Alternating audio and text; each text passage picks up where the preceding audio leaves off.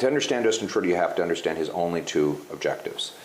One is that the government should control everything, and two, that he should control the government.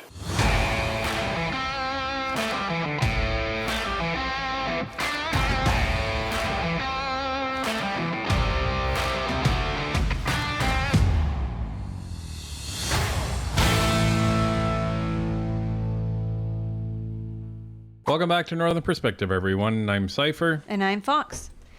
You know Pierre is saying the right things when the Liberals get so concerned that they too step in front of a microphone to talk about it. Justin is spending so much time focused on Pierre. No wonder he's forgotten about Canadians. Hello, everyone. Mr. McKinnon and I are here today to discuss what we think is a very serious issue. This is a response to what we've been seeing coming out of Mr. Poilievre in the last few days. Mr. Poilievre has had an opportunity now with at least 3 different news organizations, friendly news organizations, I would add, to lay out his plan, what his plans are, what he plans to do moving forward, and we have yet to see anything substantive. He's had long-form interviews with some very friendly news organizations, and we're not seeing anything come from him.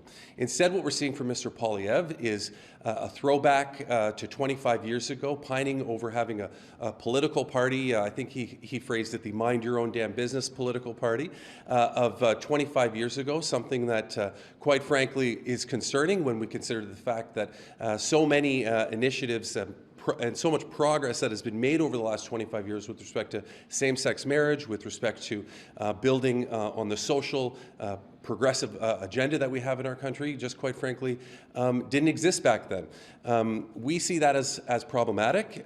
We think that Canadians genuinely need to reflect on this as an opportunity to see what Mr. Poilievre has to offer. The problem I see is the fact that you're talking about something that a lot of Canadians knew you were talking about, but none of you on the left were ready to admit it.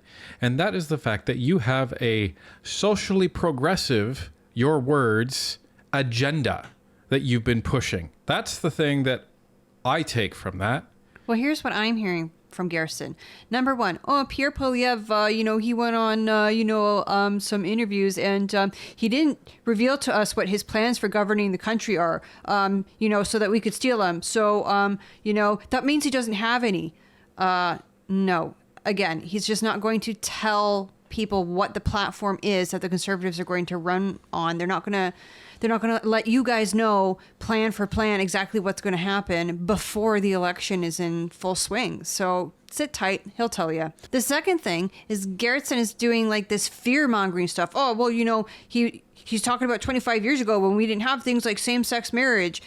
Guess what? Most Conservatives are socially progressive, us included. Most people just want to live their lives, be kind to the people around them, and not have a government that's burning this country to the ground. Yeah, and you can take the mind your own damn business remark and spin that a couple of different ways. Number one, government, mind your own damn business. Keep out of our lives. We don't need your censorship. We don't need your expensive tax-mongering programs that take money from everybody, make everybody poorer and more reliant on you. We don't need that. And the other mind your own damn business is nobody cares who you spend your time with. Nobody cares how you identify yourself. Nobody cares. What we care about is when you force that on everybody else. So mind your own damn business. Nobody cares. That's the great thing about Canada. You can live your life, or you're supposed to be able to, and nobody cares. That's the way it was 15 years ago. That's the way it was 8 years ago.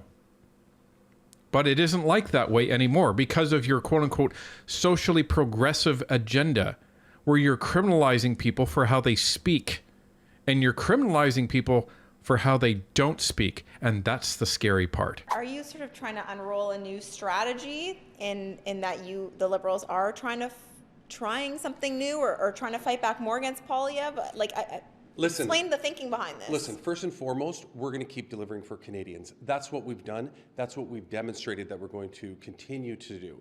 But it's also important for us to highlight and show Canadians what the alternative is, quite frankly. And we've given Mr. Poilievre now, or he's had 3 opportunities to lay out in the most friendliest forms possible over a 45-minute to an hour-long period what he will do. And the reality is that he's not saying much. He's just a lot of the same repeated talking points. It's time for Mr. Poilievre to start saying what he will do about the environment, how he will protect our environment, rather than just routinely attacking a plan that, quite frankly, is accepted throughout the world. It's time for Mr. Poilievre to start talking about what his plans actually are. We're not seeing any of that from him, and so we're here today to say, listen, we will we will continue to work hard for Canadians, but at the same time, we're going to continue to point out where Mr. Poilievre continues to misinform Canadians on what his plans are, because we know at the end of the day, Mr. Poilievre's approach is exactly like Donald Trump's approach from the United States. It's all about feeding in and feeding off of the emotions of people to try to get the better of them. Our job, one of our jobs, is going to be to point that out, and that's exactly what we're doing here today. This is such a bizarre press conference. They're like running to the mainstream media, crying about how, oh, Pierre's not telling us what his plan is. You know, Stephen Harper had said to Pierre, I want to say it was back in the spring, don't give away your platform before election time. And it sounds like he's taking that to heart. And it sounds like the Liberals are scared. Oh, the Liberals are losing their minds over it. They are so frustrated because, think about it, up to now, they have had nothing to nail Pierre on. 0. So what they've had to do is say, well, we have nothing, so we have to pay this guy, this quote-unquote expert, Mr. Vallquette, to come in, and we're going to spend about $150,000 of taxpayer money on this guy for him to invent something that we can criticize Pierre on. And what is that thing that they've invented? They're going to equate Pierre Poilievre to Donald Trump. Like, it is so ridiculous. Well, and the fact that Gerritsen was like, oh, well, you know, Pierre, he's just trying to, you know, be emotional and get people riled up and whatnot. Is that not what you guys are doing right now with this press conference? You guys are pretty much telling the Canadian public, you need to be scared of Pierre because he was given 3 opportunities, not 1, not 2, but 3 opportunities to tell us what his platform is, and he's keeping it hidden. Why is he keeping it hidden, et cetera, et cetera? The best part is that Gerritsen says he's been in front of friendly media outlets. Gerritsen, there's not that many friendly media outlets for Conservatives. You guys go on CTV, Global, CBC, Global Mail, CBC all the time. And guess what? Those are all Liberal friendly. So what are you talking about? And Pierre goes on them all the time. When's the last time you sat down with True North? Oh, never. When's the last time you sat down with the National Post? I can't remember. So I don't want to hear. Like, I really don't. But this is so funny. They are losing their minds. This was the reaction. We actually hadn't seen this before we watched it. And now we're going to watch the interview with Pierre and Rex Murphy, which is what sent Gerritsen running to the microphone in the first place. So we're going to be reacting to that live for you. And let's see what all the hubbub is about. Bob? You've had, in this particular year, the greatest, to some people, surprising acceleration, both in your popular standing and in the sway of your politics, and if I could say so, your performance in the House. What is it that came together that convinced enough people that you were more than a viable candidate for the next prime ministership? And I know it's a hard question to answer because it feeds to ego, but what are the cold things that you say, this is why I am where I am now? Very simple. 2 things came together. My words match with people's living experience. They hear what I say and they look around and say, yep, that's what I live. So when I say that after 8 years of Trudeau, everything's broken, life costs more, work doesn't pay, housing costs have doubled, crime, chaos, drugs, and disorder are common in our streets, people look around themselves and say, it's self-evidently true. And when I say that I have common sense solutions for those problems, axe the tax, cap the spending to fix the budget and end the inflationary deficits. When I say we're going to cut income tax so that hard work pays again, when I say that we need to clear away the bureaucracy to build homes, when I say we're going to have jail and not bail for repeat criminals, people say that's self-evidently common sense. So those are the things that came together to give me the rising support we witnessed. I've thought, this is my thought, not yours, and I'm not ascribing it to you either, but looking over the whole 8 years of the current administration, if there was a fetal fault, if there was something at the very beginning of this tenure, that more than any other thing, I'm thinking in terms of policy, distracted or removed the Trudeau government from an appreciation of the whole nation, it was his obsession with what, in my judgment, is this futile idea that Canada changes the climate of the world. In other words, climate policies had become something of a sacred right in the Liberal government, and that took what they're pleased to call their minds off of everything else and kept them out of contact with normal people. For him, though, it's really about money and control. The carbon tax is not about the environment, it's about raising money for him to spend. And most of his so-called environmental policies are really about taking control over people's economic lives. And both have been to great detriment. They've cost jobs, they've chewed up family budgets, they have contributed to inflation. And my common sense plan is to do exactly the opposite of what he's done. My view is that we need to green light more green projects. Let's speed up mining approvals. Let's accelerate nuclear energy production. Let's allow Quebec to build its hydroelectric dams with one approval rather than two, and gumming it up in bureaucracy. In other words, let's have an abundance of energy rather than a poverty of energy that we see now. Well, again, it's the intensity of his and his chief ministers to this idea that they are leaders in the global warming fight, whatever that is. Well, they're definitely not leaders. They can't be leaders. They're back of the pack in terms of their 62 performance. out of 65. Wow. So a lot was said there. And, the first thing that comes to mind is an election's coming.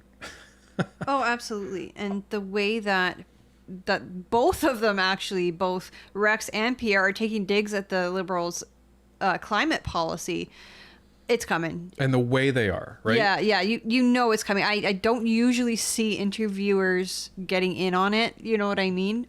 Especially not right-leaning interviewers. We don't see that very often at all. But I can see why the Liberals were so upset about this interview in particular. This is, so it's funny that, I guess it's not surprising that Fox and I keyed in on the same thing. The way the discussion was going and the way Pierre was talking about Trudeau, he hasn't really talked about him like this before. He has criticized him in other ways, but not like this. It's very different. The rhetoric has changed. And, usually when the rhetoric has changed with the Conservatives, it's calculated. They have been so careful up to this point.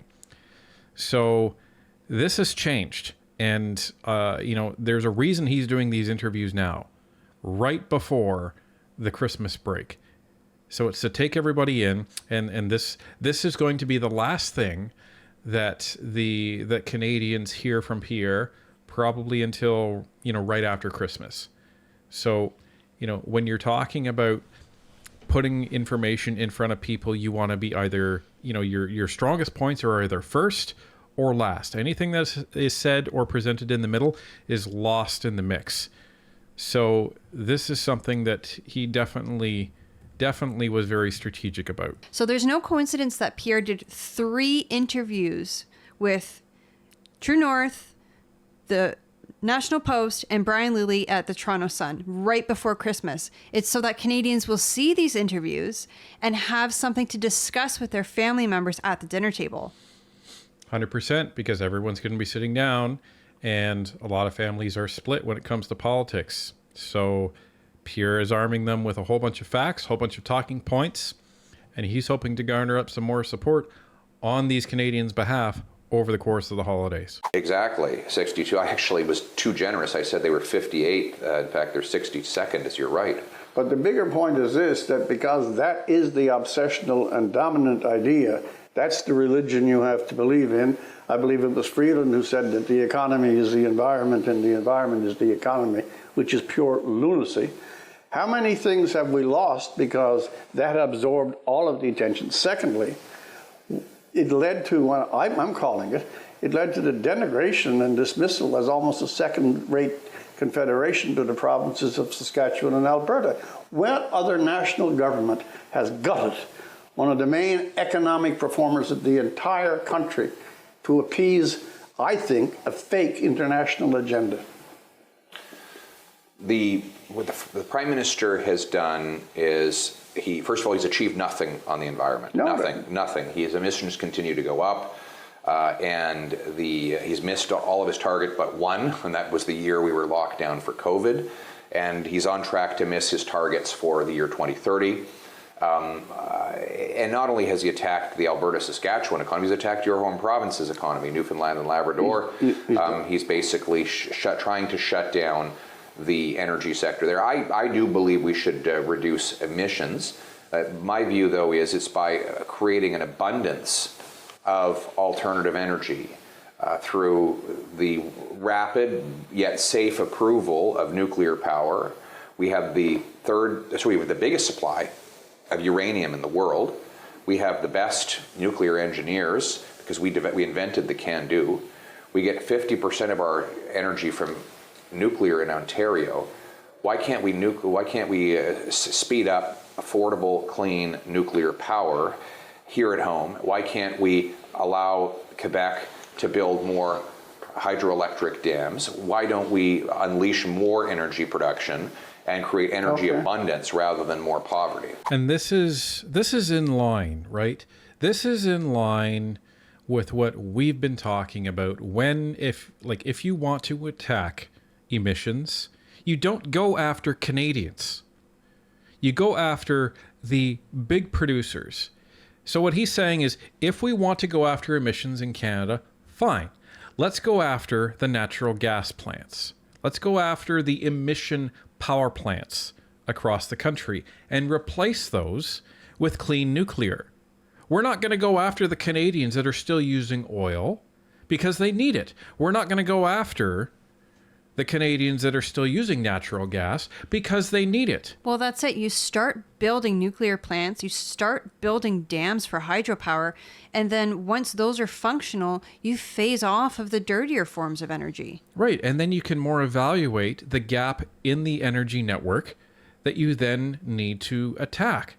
And then you can say, okay, well, what do we do there?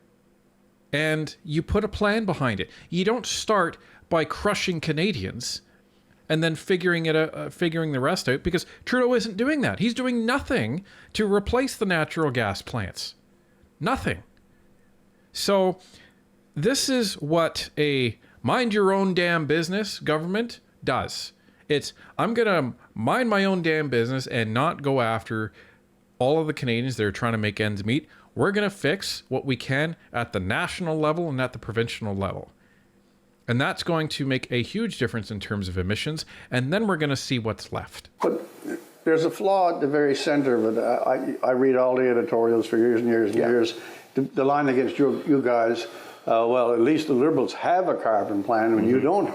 I turn that around. Why is there a need in this country? We have clean energy. We have very sophisticated regulation of the industry. It is one of the most prominent contributors to the economy. And Canada cannot, even if you buy the theories of global warming, Canada's actions on its own or in its totality will not change the direction of the world's climate to 2021. So why is this an ancillary issue at best for this country, dominating so much of the rule of this country? Does Rex listen to our show? I don't think so. I think great minds just think alike. That would be great if Rex It listened would be to our cool, show. but I bet we're just on the same wavelength. No, here's the thing, folks. We're not saying anything that is brilliant. We're not saying anything that only we know. What we're saying is common sense. And that's why people like Rex are saying the same thing.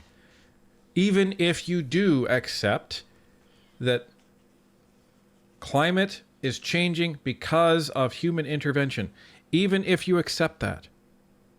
If we zero out the emissions of Canada, that will do nothing. Absolutely nothing. Again, you have to look at the big producers. That's why Pierre is going after the big natural gas plants that produce power in Canada and saying, let's replace them with clean nuclear. Same thing. You look at the big producers around the world. Who are they? China, the United States, and India. Go after them. Those are the big tickets. If you can get them to reduce their emissions even by half. Think about that.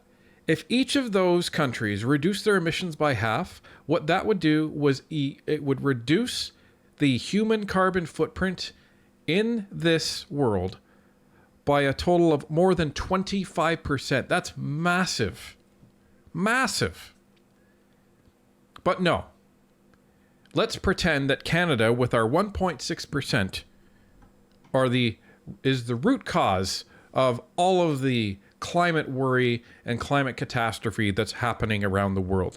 And if only we could get our 1.6% under control by crushing Canadians with the carbon tax, everything would go back to normal. It's like the Liberals act like there's a dome around Canada where the other countries in the world, their emissions don't affect us. Like, it's completely ridiculous. So here's how I put it. I do believe that if you put too much heat-trapping gases into the atmosphere, then you're going to experience some change in the climate. That said, the solution is not, my solution is not to shut down the Canadian energy sector. My solution is to grow our sector better and cleaner than any other country in the world, and we can be on track to doing that. There will be between 60 and 100 million barrels of oil consumed daily by the world over the next couple of decades, according to the International Energy Agency. So where do we want that oil to come from? Newfoundland, Alberta, and Saskatchewan, or Saudi Arabia, Venezuela, or other more polluting countries? So what we ironically could be doing is allowing the growth in our energy sector to fund emissions-free sources of energy that produce the steam needed for in situ extraction in the oil sands, and for our upgraders and the upgrading of oil to bitumen to synthetic crude. I think that, and by the way, then there's other things we could be doing to reduce global emissions, like exporting our clean Canadian natural gas, which is we have the capacity to liquefy our gas with the lowest emissions possible in the world, because we have clean hydro, we have cold weather, and we have shorter shipping distance to both Asia and Europe than do the Americans. So why not export our clean natural gas to displace dirty foreign coal? That would be a bigger contribution to global emissions reductions than punishing single moms, seniors, and small businesses for heating their homes and businesses. So, this is the climate plan, folks. This is the climate plan that the Liberals are trying to say the Conservatives don't have. Sounds like a plan to me. So notice that he didn't talk about the natural gas power plants, which would be phased out as a result of putting in the nuclear. But what he is talking about is that Canada would continue and even increase its production of natural gas. But we wouldn't be the ones mainly using it. We would export that to countries that are currently using coal. So if we can get them to convert off of coal onto natural gas, aka China, you're going to have a net negative increase on world carbon emissions. So it'll go down. Trudeau's not doing this. Trudeau's doing nothing. No, he's got a tax plan, not a carbon plan. Yeah, his excuse is, well, we're using the carbon tax to fund green energy projects. Yeah, the green energy projects that you've never started. But how is that even possible if we're supposed to be getting more money back from this carbon tax? None of it makes sense. Right, none of it. Absolutely zero. The current Minister of the Environment was originally a Greenpeace aficionado. He's the guy who climbed the CN Tower. He's a full-ranked activist. That's fine. You can be an activist on any issue that you wish. But do you get an activist fanatic, as I will describe him, and stick him in charge of probably economically the most significant portfolio we have?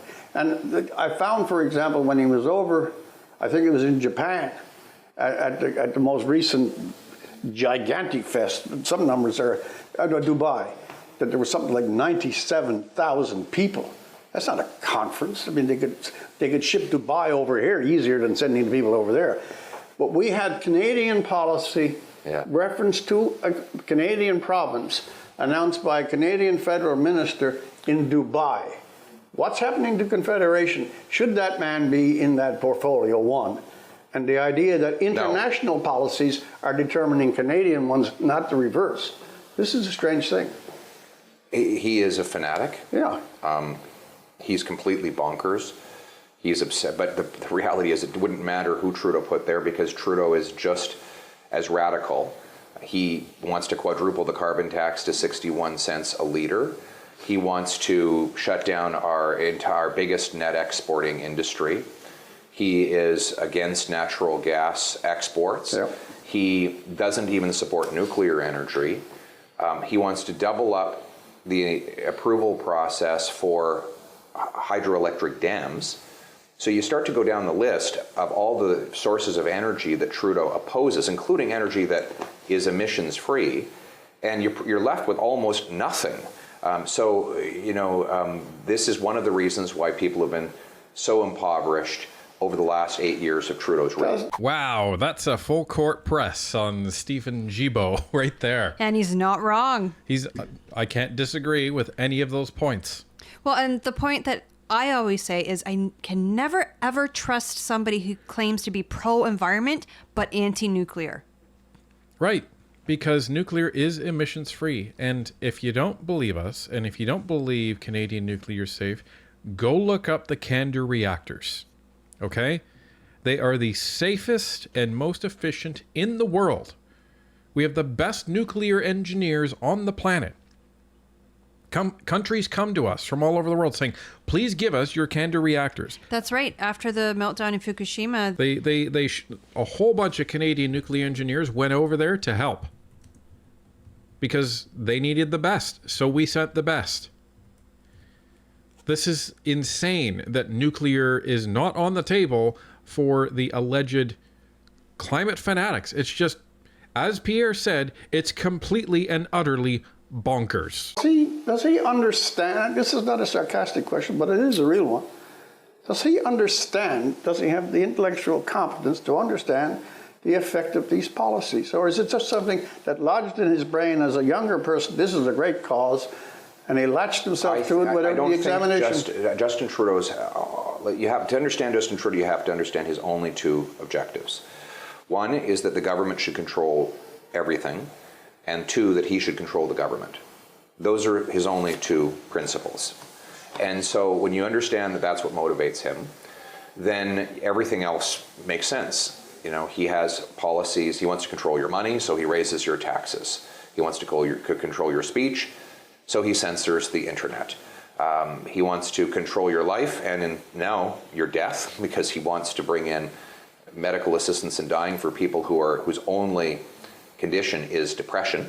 So he wants to have the state have the ability depression and very long waits in emergency rooms. And very long, miserable waits in emergency rooms to basically provide people with a lethal injection. That is a very radical agenda, but it all goes back to his overriding and very radical ideology, which, again, has two principles. The government should control everything, and he should control the government. And that's what we're seeing, everybody. Pierre summed it up. And again, we haven't heard Pierre say this before. No, we haven't. And we've said it before. But to hear the leader of the Conservative Party say it is sobering, I suppose. It's also significant. Why is he saying this? Right? You have to, with everything the Conservatives do, because it's so calculated, you always have to ask why. What part of the chess game are they playing right now? Like I said, I think it's because Canadians are going to watch these interviews, take this information, and sit down with their families at Christmas.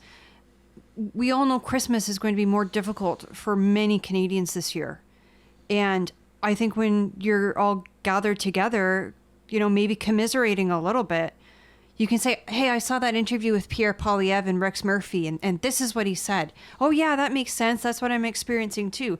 Again, like Pierre said himself, he's not saying anything outrageous. He's just saying things that are common sense that Canadians are experiencing in their everyday lives. Right. These aren't necessarily conservative talking points, everybody. These are just common sense talking points. And that's the difference, right? This is why it's very easy to win an argument against, quote unquote, the left, because the left's policies aren't rooted in common sense. Like he was talking about climate. None of what Trudeau is doing is actually leading to emissions. So you have to ask the question, so why are you doing it? And then that reduces to what Pierre said. Trudeau believes that the government should control everything, and that he should control the government. And that's what we're seeing, from the censorship, from the gun buybacks, to the carbon tax, to all of the new programs that they were trying to make everybody reliant on. It is complete and suffocating government control. And Trudeau wants to be the one at the top of it. Is that also why the rough, I think in many cases contemptuous, and possibly not even in his jurisdiction, but his attitudes towards the West, farmers wanting some relief, the oil and gas industry is a 20-year story, these are not quite my class. I've often said that if oil and gas were in Ontario or Quebec, that service stations would be decorated like basilicas. Is it because it's Alberta and Saskatchewan? Is there an animosity there unexpressed that is getting expressed through politics? I have no doubt that he has total disdain for Saskatchewan and Alberta. His father did, surely. His father gave him the finger. I remember. I think that, but I think he has a lot of disdain for many people. He attacks parents who object to his gender ideology as hateful. He attacks small businesses as tax cheats. He attacks grandmothers who heat their homes as polluters. He attacks anyone who disagreed with his authoritarian agenda over the last several years as a small fringe minority. And to his credit, he took that back and apologized for it. But I think he meant it. And I think he looks at anyone that is not prepared to cede their money and their freedom to his power, he looks upon with contempt. And this is how Mr. Justin Trudeau is the complete hypocrite when he says all Pierre Poilievre is doing is trying to rile people up and make them angry. You don't make people angry by agreeing with them, Trudeau. You make people angry when you call them names, when you call them racists, when you call them misogynists, when you call them hateful. You make people angry when you divide Canadians, when you divide us from each other. Like, if you have disdain for us, that's your problem. But the moment that you try to drive a wedge between two different groups of people or even just two Canadians, that's wrong. We need each other. That's the only way we're going to get through this. Yeah, we need the East, we need the West, we need the North, we need the South, we need everybody. We need everything in between, and we need to work together to get Trudeau out of office and start rebuilding this country.